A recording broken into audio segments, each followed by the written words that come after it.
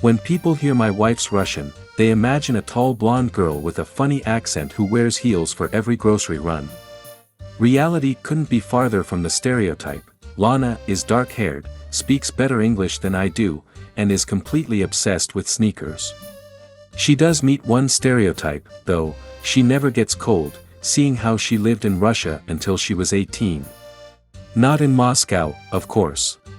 Did you know that Moscow's actually pretty warm? There are entire states in America where winters are far colder than anything Muscovites ever have to deal with.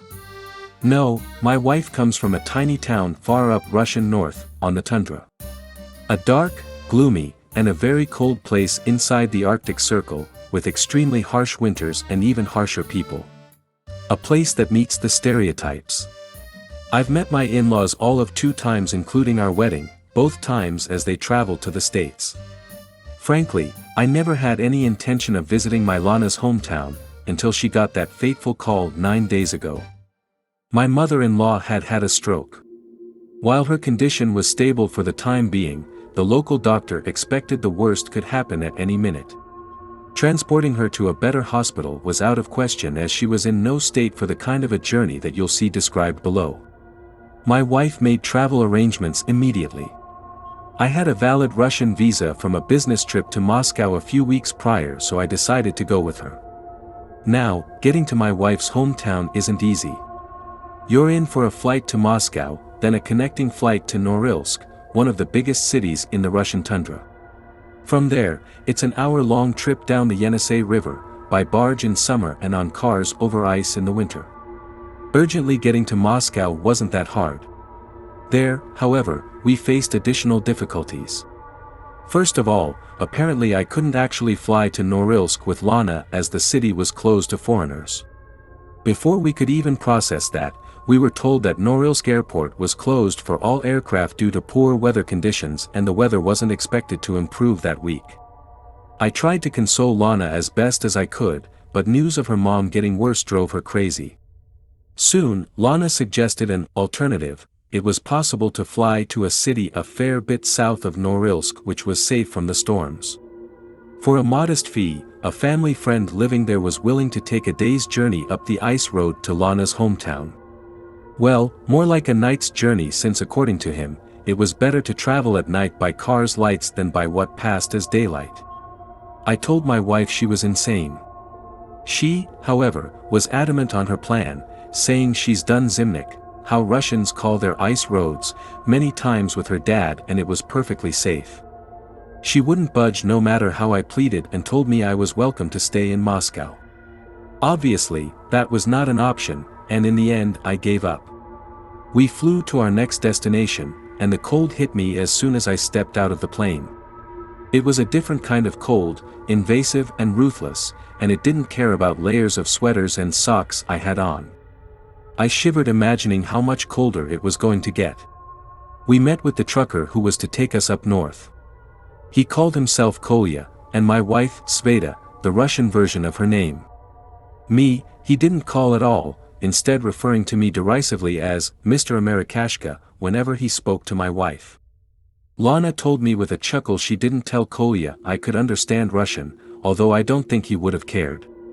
Kolya was supposed to be a few years younger than my wife but looked much older, his skin and posture worn down by the harsh conditions of his homeland. He laughed at our American shoes and coats and said he would pack extra jackets, woolen socks and valenki for us, just in case. His brother helped load his truck, which looked like it had seen the fall of the Soviet Union, and then Kolya sat down to enjoy a shot of vodka. One for the road. My wife saw me blanch at that. "This isn't New York, or even Moscow," she said quietly. "People here are a bit behind in terms of DUI. Don't worry, he won't drink enough to get impaired, he's seen that kill people on the road." Well. Indeed, the first shot was the last and Kolya hopped into the truck. He offered my wife the shotgun seat which, as far as I understood Russian macho culture, was basically equivalent of throwing a glove in my face. Whatever. As long as he got us there. The road was a dark stretch of ice and packed snow powdered by the fresh snow that had fallen that morning. Snowdrifts bordered both sides of the roads and leaked onto its surface a fair bit. Otherwise, it was the same barren flat surface for miles. In the first couple of hours, we saw a few cars going the opposite way to us. Then a car going in the same direction as us overtook us and disappeared in the darkness ahead at surprising speeds. It was a freaking tiny, rusted-through Subaru. I gave up on understanding Russians then and there. Shortly after the Subaru guy, it started snowing. Just a bit at first, then more and more. Kolya didn't seem bothered and I tried to stay calm as well, which I managed mostly successfully until the wind joined in.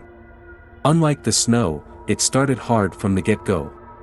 Have you ever heard wind howling and become unsettled by the sound?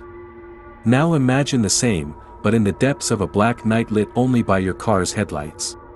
Except for your own vehicle, the world around is silent and devoid of life, frozen until the spring. Not that you can see much through the thick snow that is now the wind's plaything, flurrying around the car, blanketing the windows. Our pace slowed to a crawl as Kolya swore colorfully in Russian. Maybe stop and wait it out. I suggested nervously. We can't. Lana said without bothering to ask our driver. If we stop there's a good chance the car won't start up again, and we are stuck here waiting for someone to pick us up. And it's been empty today. The realization we were at a very real risk of freezing to death hit me like a ton of bricks. I leaned back into my seat and closed my eyes, wordlessly praying for the best. The only response was the wind howling, and it sounded so strange. It would start low and quiet and then get louder and louder until a yowling crescendo, then cut off abruptly. Then start again.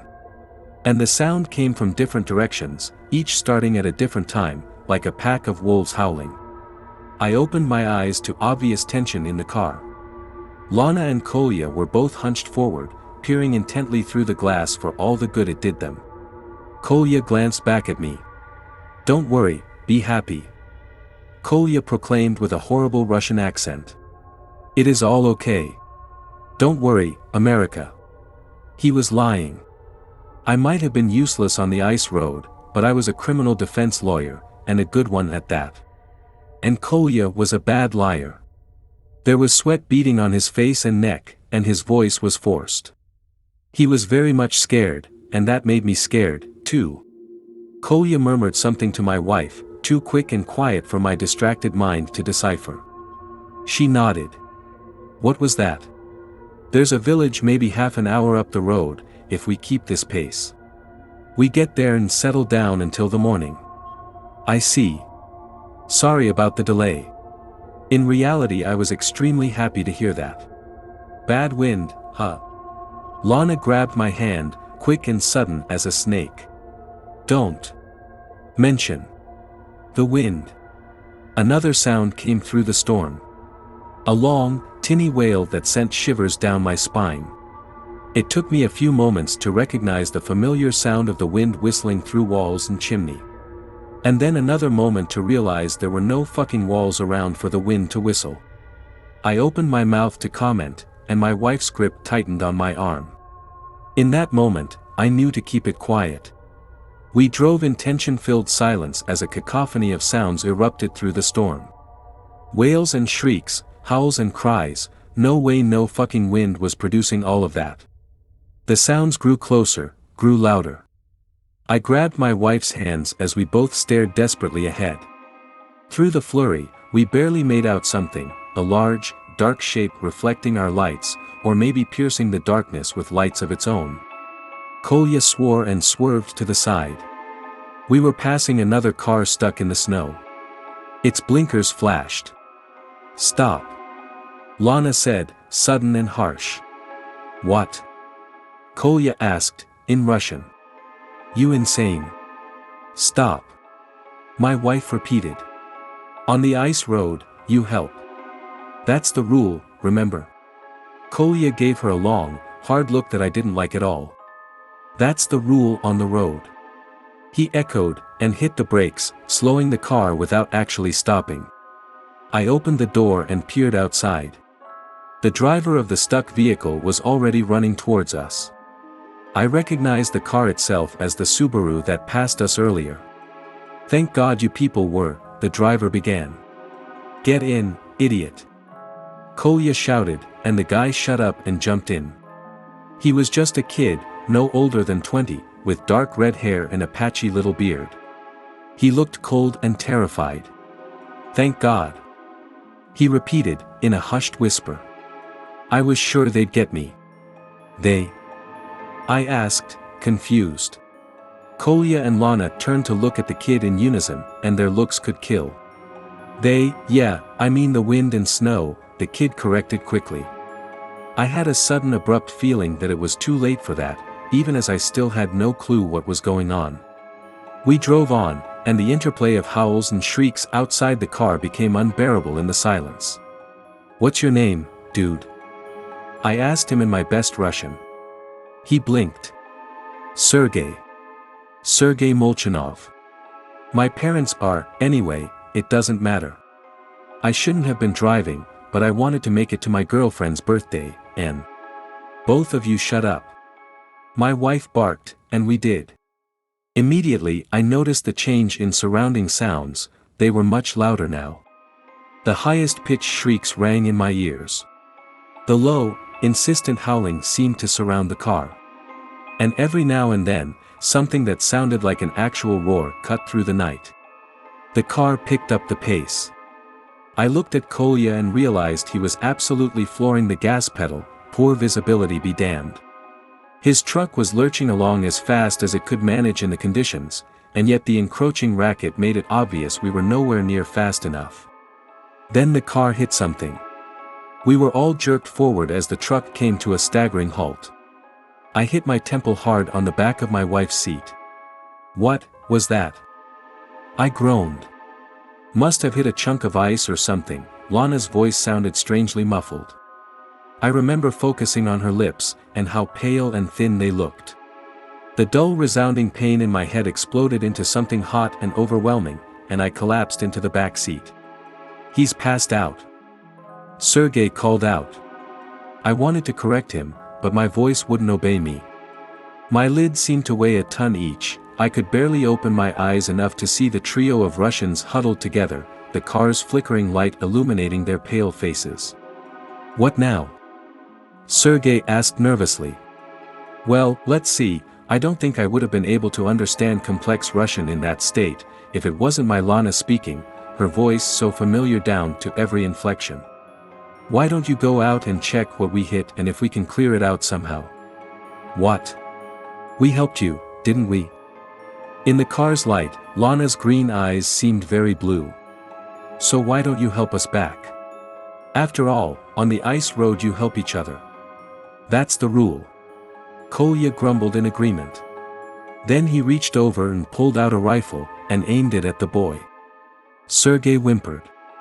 "You know they're out there." Well, Lana's voice was impeccably calm. "Cold. I guess you'd better not speak about them out loud, then.